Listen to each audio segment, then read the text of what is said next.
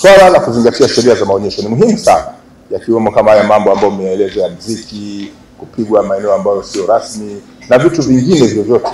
Ni muhimu sana kuona kwamba watu wanazingatia, kwa sababu wakati mwingine muziki iliyopita kiasi kwa maeneo ambayo sio rasmi inakuwa ni kero kwa washiriki na kuweza kuona kwamba watu wanapungua.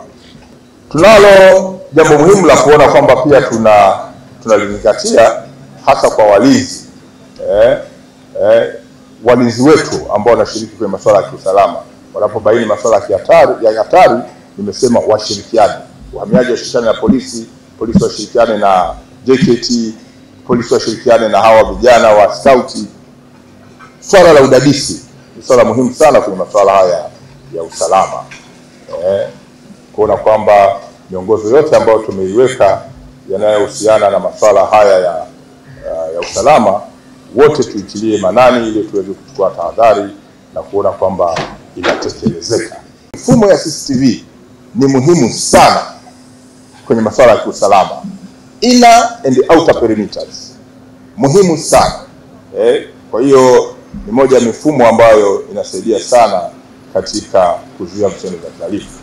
Doria za kawaida humu ndani, za watu wanaojulikana na ambao hawajulikani, kwa maana detective officers na wale uniformed officers, ni muhimu sana kwa ajili ya deterrence. Kwa hiyo kuzunguka kwa askari katika maeneo haya, kwanza kunajenga trust kwamba kuna usalama, lakini pia hata mhalifu mara kwa mara hapendi kukaa na kuzunguka sehemu ambapo kuna askari, kwa sababu anakuwa amemnyima fursa ya kufanya vitendo vya kihalifu.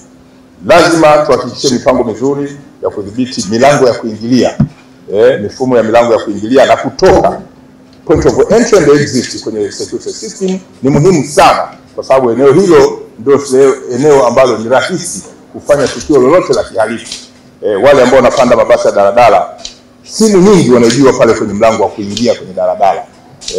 Ile ni fursa, ni pointi ambayo mhalifu anaona kwamba anaweza akafanya tukio lolote la kihalifu la wizi na akafanikiwa. Kwa hiyo na sisi hapa kwenye milango ya kuingilia lazima tuwe na mifumo mizuri ya kuona kwamba usalama unaimarika pamoja na kuweza kutoka. Watu wote ambao wanafanya shughuli za kuzalisha kelele ni kwamba wenyewe kwanza wanawajibika. Wajibu wa kwanza ni kuhakikisha kwamba kama unahisi unafanya biashara ambayo au shughuli ambayo inahusianisha na uzalishaji wa kelele, ni kuhakikisha kwamba unakuwa na sound level meter. Yani unakuwa nazo, zinapatikana, ziko kwenye masoko, kwamba unakuwa nazo hizo, unakuwa nacho iko kifaa kwa ajili ya kupima na vipimo vyako viendane na kanuni kama inavyoelekeza. Lakini pia unakuwa na wajibu wa kuhakikisha kwamba eneo lako liko katika eneo sahihi ambalo limepangwa kwa mujibu wa kanuni hiyo ya land use plan. Lakini pia vizuizi. Lakini pia unawajibika kuhakikisha kwamba sauti ile haitoki kwenda kuathiri wengine.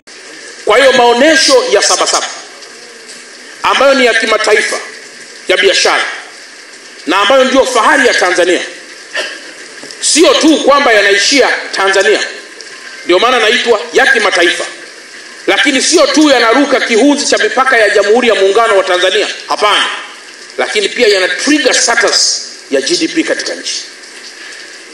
Na kwa mantiki hiyo, maonesho kama haya sio tu fahari yetu kwetu, lakini pia ni fahari kwa Watanzania hawa nao wasema, na ni fahari pia kwa watu wengine ndani na nje ya taifa letu.